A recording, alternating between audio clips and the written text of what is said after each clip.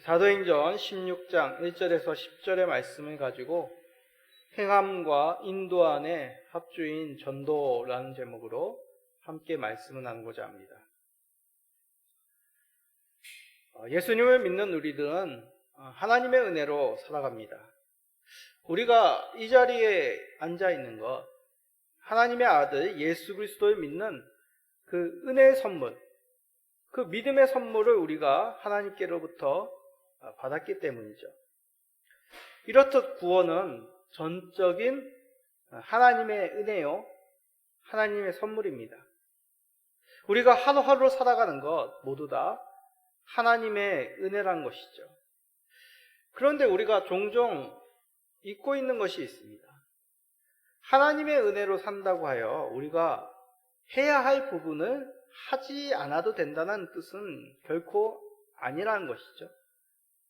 우리가 해야 할 부분이 하나님의 은혜로 산다는 자들에게도 있다는 것을 기억해야 됩니다. 무슨 뜻인지 예를 들어 설명합니다. 이제 나무에 달린 열매, 이 열매는 당연히 익으면 땅에 떨어지게 되죠. 그것은 하나님이 정하신 자연의 이치입니다. 그렇다고 이 모든 것이 하나님의 이치로 과일들이 땅에 떨어진다고 하여 아무 일도 하지 않고 나무에 달린 열매가 땅에 떨어지기만을 바란다, 그것만 바라보고 산다, 그것은 믿음 있는 자의 삶이라고 할 수 없습니다. 나무에 열린 열매들이 잘 맺히도록 나무를 돌보고 해충이나 새가 먹지 않도록 살피는 것, 이것은 과수 농사를 짓는 농부들이 당연히 해야 할 농부의 기본적인 삶이죠. 이런 기본적인 삶에 더하여 적절한 날씨, 그리고 풍수에 병충해가 없을 때, 이런 하나님의 도우심의 은혜가 있을 때 좋은 열매를 풍성히 거두게 됩니다. 이렇듯 놀라운 기적이나 하나님의 점적인 은혜, 섭리는 하나님의 베푸신 은혜입니다. 그러나 이런 하나님의 은혜만을 바라고 아무것도 하지 않는 것은 믿음이라고 할 수 없습니다. 우리는 수고를 해야 되고 하루하루 최선을 다하는 삶을 살아야 합니다. 이러한 삶에 더하여 전적인 하나님의 은혜가 있어야만 합니다. 복음 전파도 교회를 세움도 신앙을 성장시키는 것도 동일한 원리입니다. 전도를 하며 복음의 열매가 생기고 교회가 세워지고 신앙이 자라는 것, 전적인 하나님의 은혜이죠. 하나님의 공로입니다. 그러나 그 과정 속에 복음 전파자들이 해야 할 부분들이 성실히 감당돼야 된다는 얘기입니다. 때로는 자신의 계획을 포기하기까지 하나님 앞에 순종해야 됨도 있습니다. 오늘 본문이 바로 이것을 말씀하고 있다는 것입니다. 복음 전파는 전파자들이 행해야 될 부분이 있습니다. 하나님의 섭리 가운데 순종해야 될 부분이 함께 어우러질 때 우리의 행함이 하나님의 은혜와 섭리 가운데 열매를 맺게 되는 것이죠. 이를 말씀을 통해 살펴보므로 우리의 신앙의 삶 속에, 복음의 전파 삶 속에 더욱 담아내시는 모든 성도님 되시기를 간절히 간구드립니다.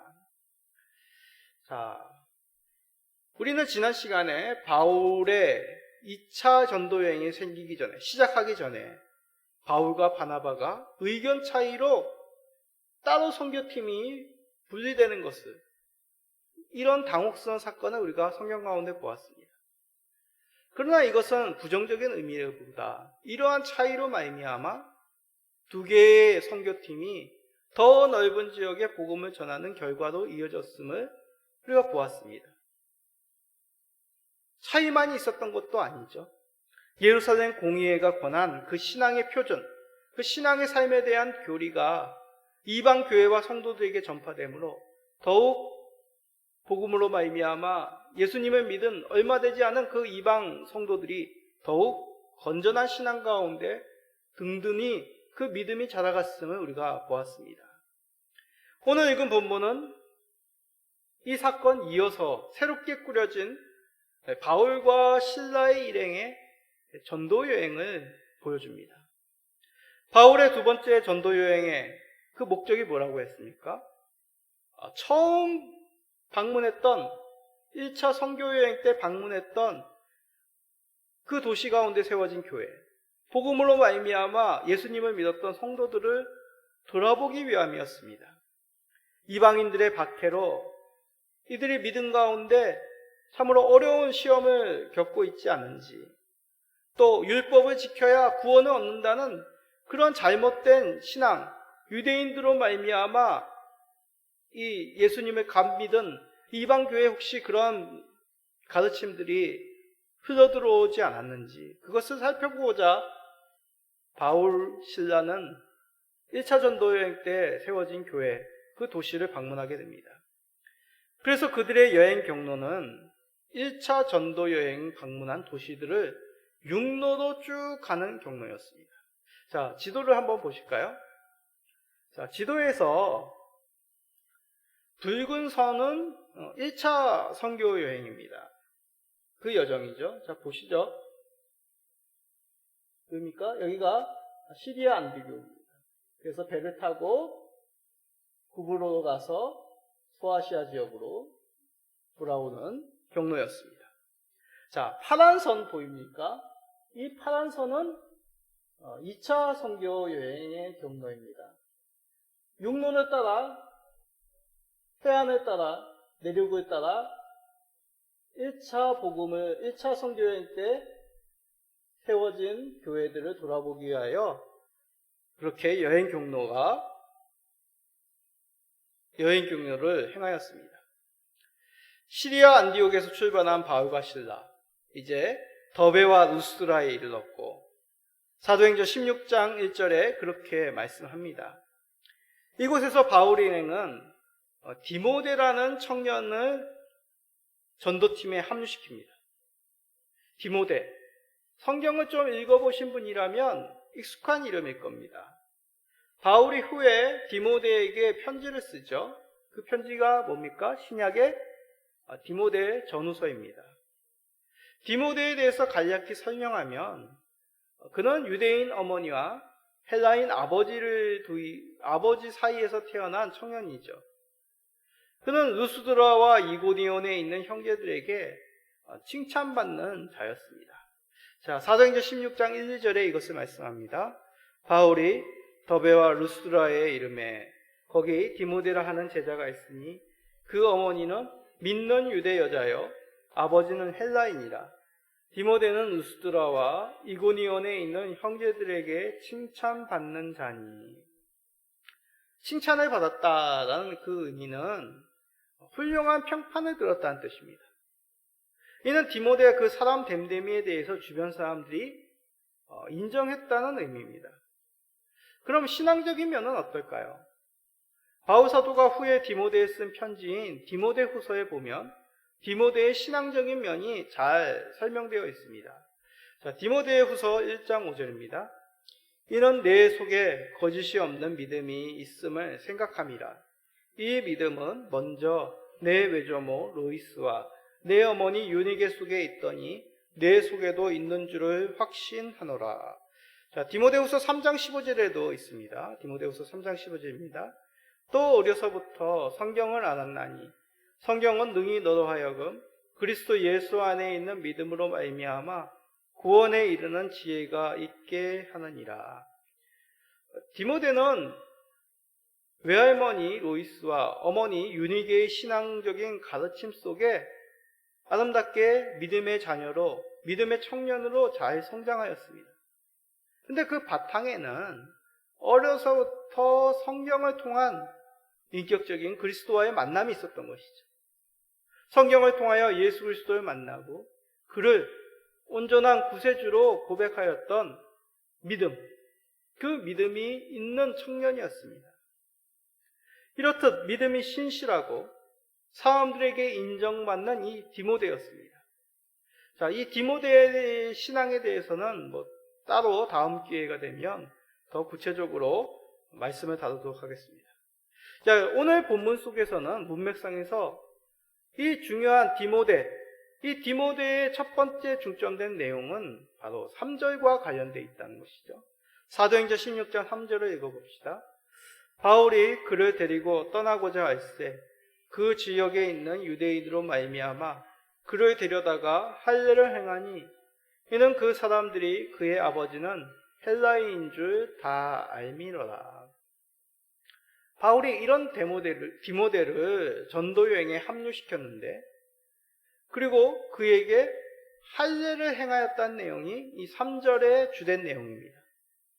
바울 사도가 디모데를 전도 여행에 합류시키는다는 것, 이것은 앞에서 있었던 바나바와 극심한 의견 차이가 있었던 그 핵심 인물 마가를 전도팀에 합류시키지 않은 것, 반대한 것과 아주 대조적인 모습이죠. 마가가 전도팀에 합류함에 반대한 이유, 바로 바울 사도가 반대했기 때문입니다. 바울 사도는 그 이유가 1차 선교 여행 도중 무슨 이유에서인지 그가 다시 돌아갔기 때문에, 같은 마음으로 선교의 사역에 동참하지 않았기에 그를 전도팀에 합류시키지 않았습니다. 그렇다고 바울 사도가 다른 사람, 특히 앞으로 계속 이방 선교에 더 앞에서 행할 그 젊은 일꾼을 세워가는 것을 반대하는 것이 아니란 것을 이 디모데의 합류를 통하여 우리가 깨닫게 되는 것이죠. 이방 선교에 더 맞는 사람이 디모데였기에 그 더 맞는 일꾼을 찾았을 때 적극적으로 함께하는 바울 사도입니다. 바울 사도는 결코 독선적인 인물이 아니었습니다.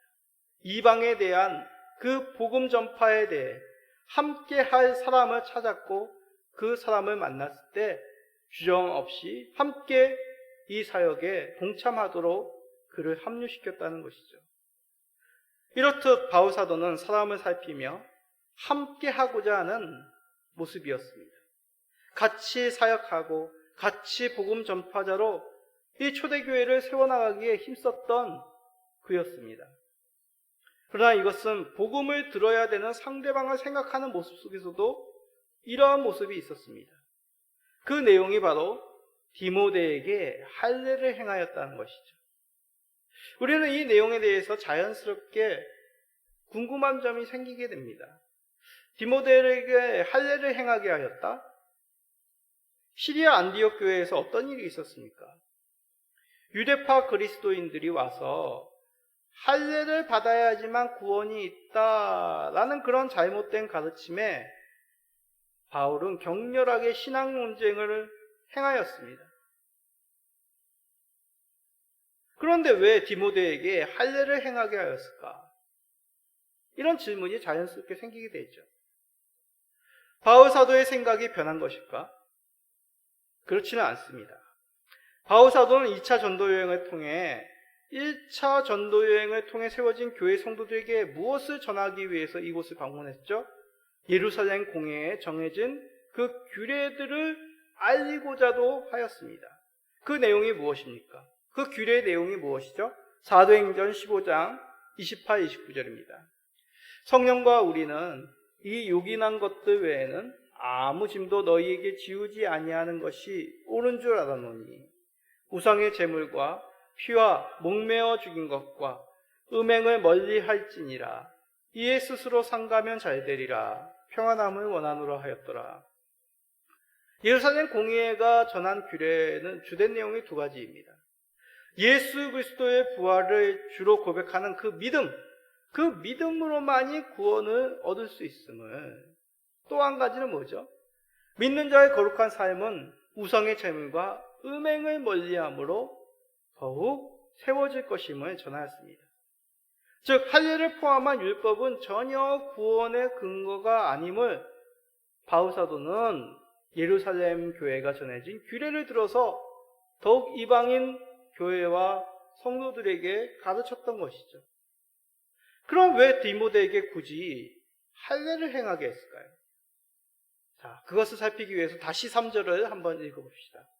바울이 그를 데리고 떠나고자 할세 그 지역에 있는 유대인으로 말미암아 그를 데려다가 할례를 행하니 이는 그 사람들이 그의 아버지는 헬라인인 줄 다 알미러라.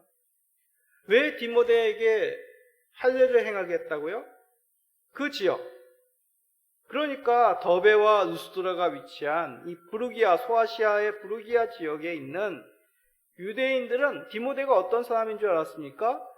헬라인 아버지를 둔 할례받지 않은 사람이란 것을 그 지역 사람들은, 그 지역 유대인들은 다 알고 있었던 것이죠. 유대인들이 누굽니까?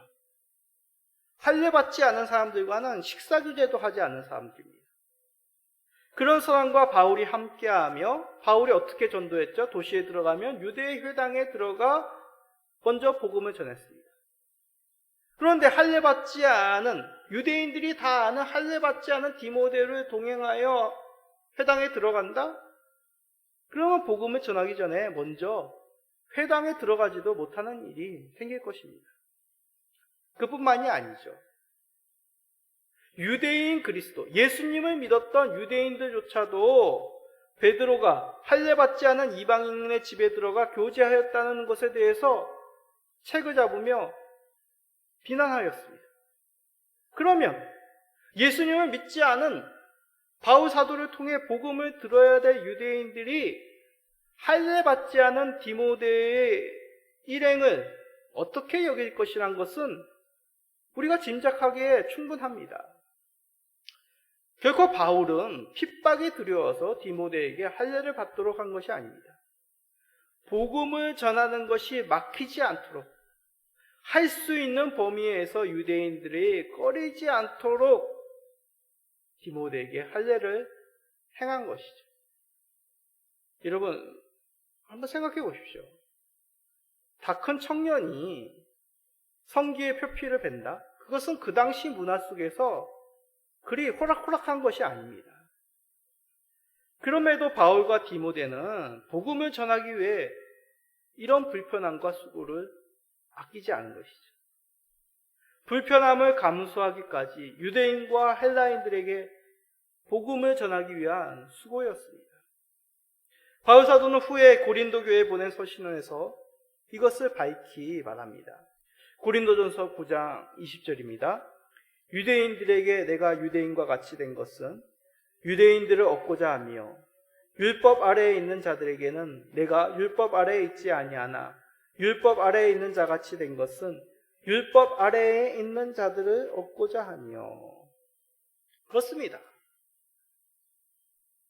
바울 사도를 포함한 우리들은 예수 그리스도를 말미암아 이제 율법 아래에 있는 자들이 아닙니다. 그러나 바울 사도는 율법 아래에 있는 것을 그렇게 선택하였다고 합니다. 왜 그렇습니까? 율법 아래에 있는 자들을 얻고자 하기 위하여. 바울 사도는 유대인들에게 복음이 막히지 않게 된다면 자신의 자유를 어김없이 불편함에 투자하는 수고를 아끼지 않았다는 것이죠. 그러므로 몇 사람이라도 구원을 얻는다면 복음을 위하여 모든 것을 감당할 수 있었던 바울과 디모데, 그 선교 일행이었습니다. 자, 이 말뜻을 오해하지 마십시오. 복음을 위해서는 수단과 방법을 가리지 말아야 된다. 그런 의미가 아닙니다. 하나님의 뜻이라면 아무거나 해놓어도 된다. 그런 의미가 아닙니다.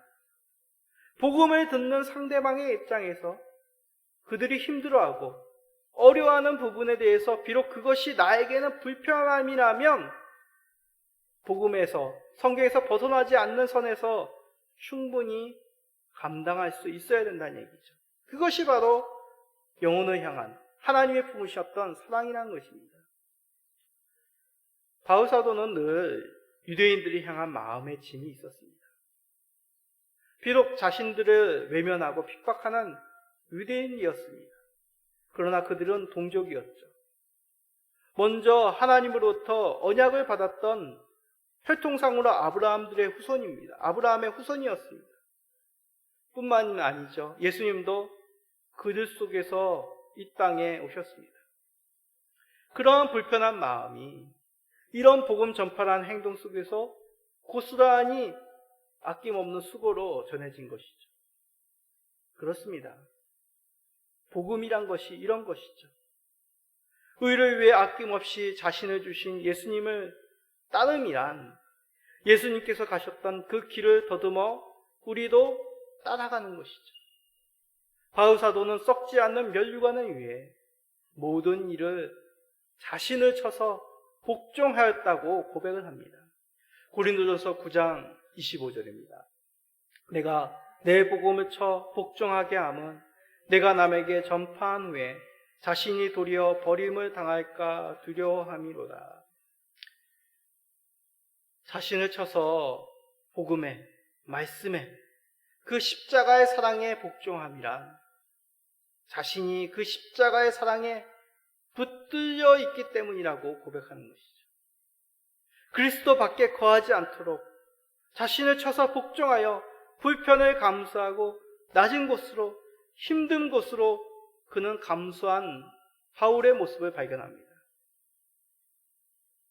우리도 복음을 위해 해야 할 부분을 감당하길 소원합니다.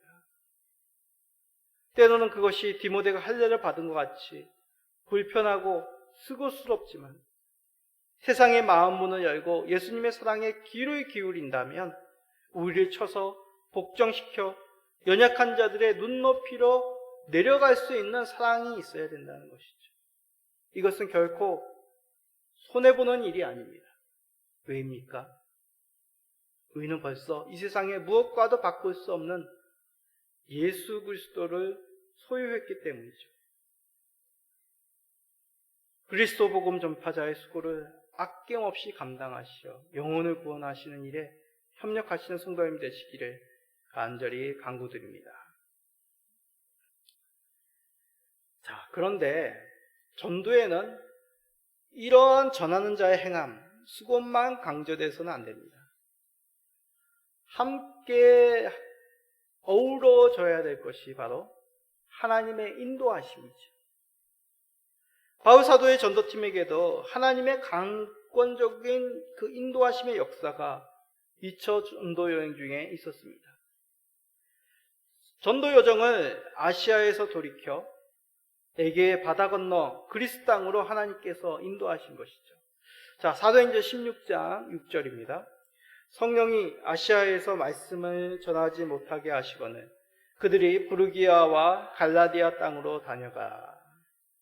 전하지 못하게 하였다라는 것은 반대하다, 금지하다라는 매우 강한 거부의 의미가 있습니다. 구체적으로 핍박이 있었는지, 아니면 복음의 열매가 없었는지, 아니면 다른 이유에서인지 구체적인 이유는 나와 있지 않습니다. 그러나 분명하게 성령님께서 복음을 전하지 못하게 하셨다는 것이죠. 그 사실을 바울 일행들이 모두 다가 알 수 있었다는 뜻입니다. 그래서 바울 사도의 일행은 부르기아와 갈라디아 땅을 지나 무시아 앞에 이릅니다. 자, 지도를 한번 볼까요? 다시 파란색 선을 따라 이동해 봅시다. 시리아 안디옥 게드기아 지방을 지나 이고니온, 루스, 더베까지 이릅니다. 자, 여기서 이곳 내륙까지 복음을 전하고자 하지만 성경에 보면 아시아의 말씀을 전하게 못하게 하시어 부르기아와 갈라디아 땅을 지나 이곳까지, 무시아까지 이르게 됩니다. 무시아는 바로 터키 반도 에게의 끝자락에 있습니다. 무시아는 그림에서 같이 소아시아 북서쪽에 위치한 에게의 끝자락에 있는 도시입니다. 여기서 바울의 일행은, 자, 바다가 있으니 어떻게 해야 되겠습니까? 육로로 따라간다면 오른쪽, 동쪽으로 가든지 아니면 서남쪽으로 해안선을 따라 내려와야 될지를 정해야 됩니다. 여기서 바울 일행은 동쪽인 비두니아 지역으로 향하려고 합니다. 그런데 성경은 뭐라고 얘기합니까? 성령께서 이 방향도 허락지 않으셨다고 합니다. 자, 길이 막히자 바울 일행은 이제 남아있는 육로, 어디입니까? 남서쪽 드로아로 내려오게 됩니다.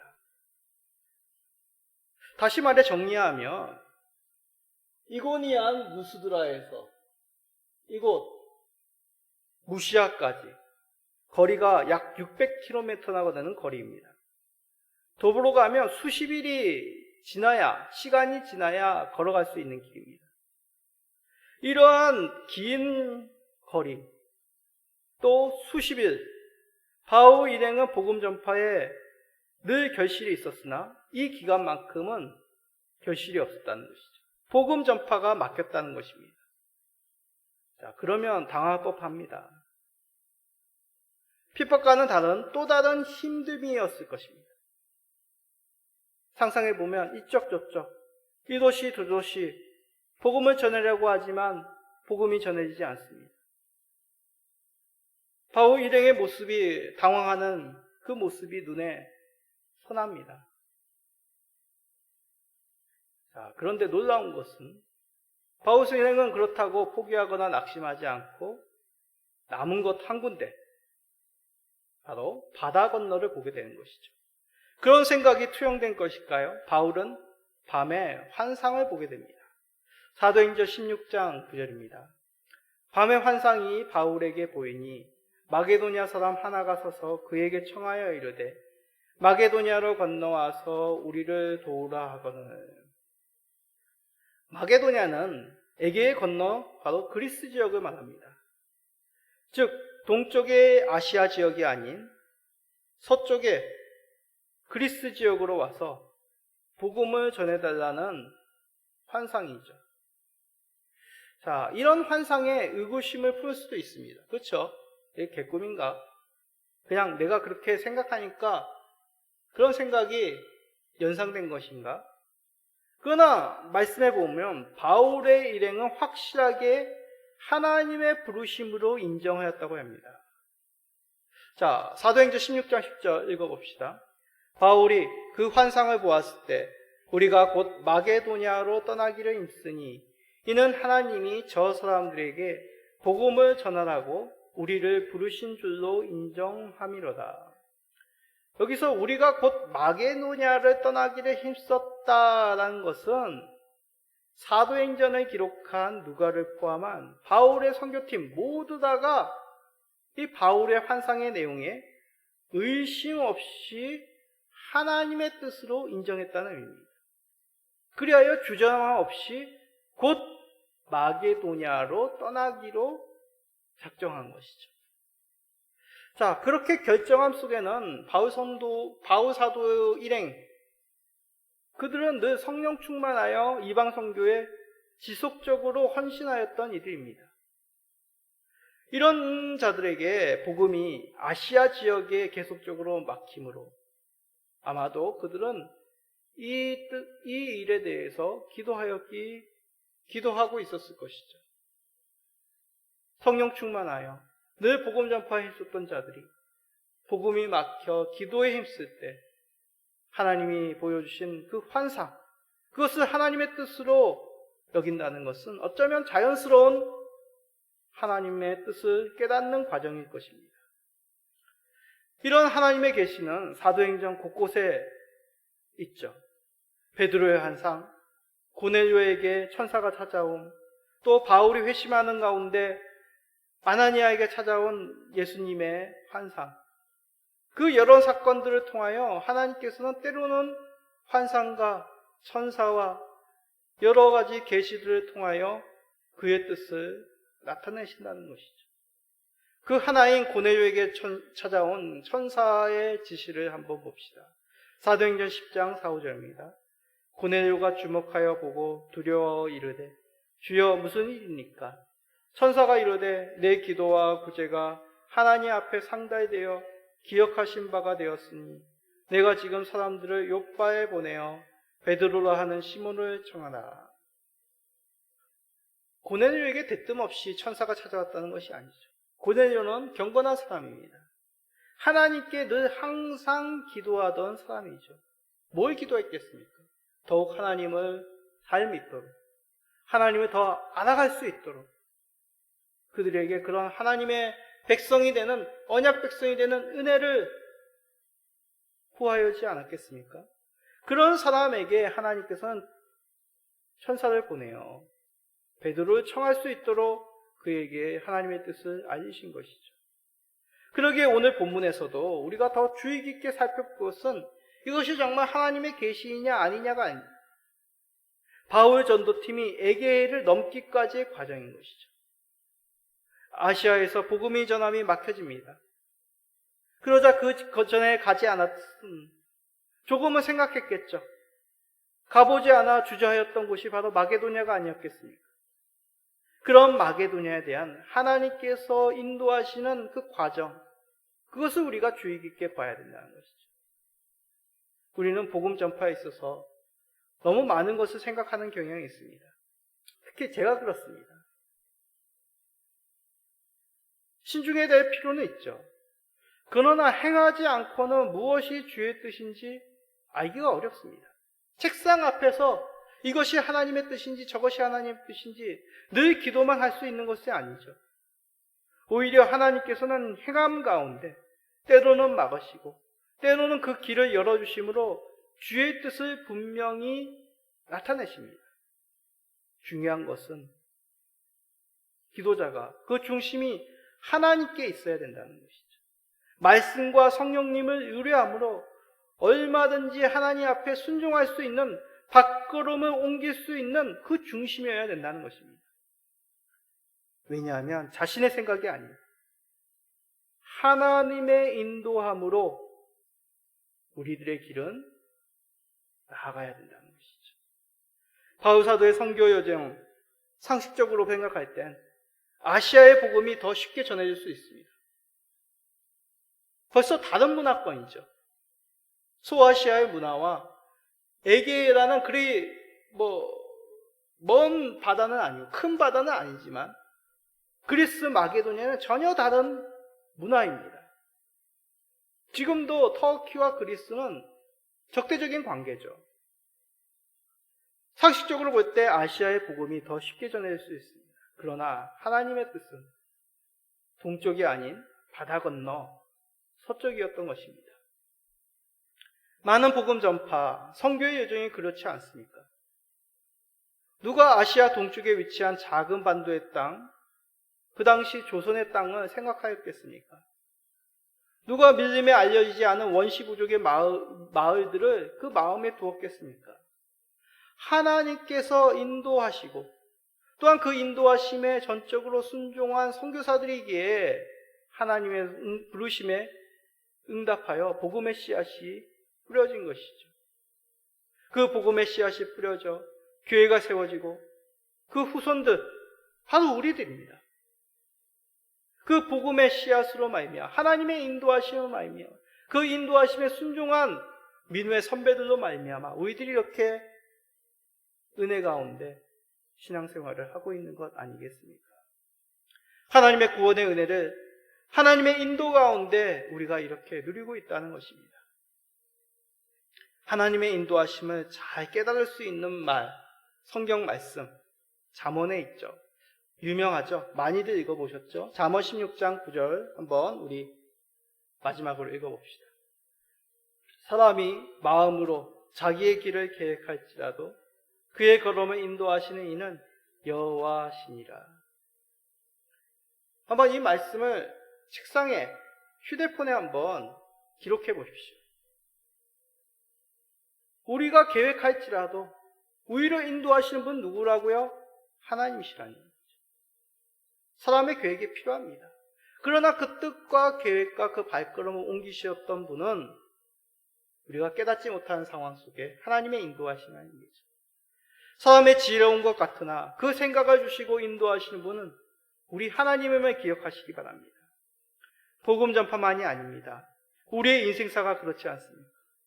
우리의 출생, 우리의 성장, 우리의 진로, 또한 결혼, 자녀를 주신 것, 앞으로의 모든 삶 인도하시는 분은 우리 하나님이셨습니다. 그 가운데 우리의 생을 들어 하나님께서 영광 받으심에 우리를 부르신다면 이 위대한 명제 앞에 우리가 깨닫고 주의 인도하심에 우리가 해야 할 부분을 감당하는 것이 주의 부름받은 성도의 모습이죠. 우리는 무엇을 감당해야 됩니까? 바울 사도는 그리스도 예수의 마음으로 주의, 유대인, 이방인 그 사람들을 살폈습니다. 그들이 어려워하는 부분이 있다면 수고를 감당하여 그들의 눈높이로 낮추어 주었습니다.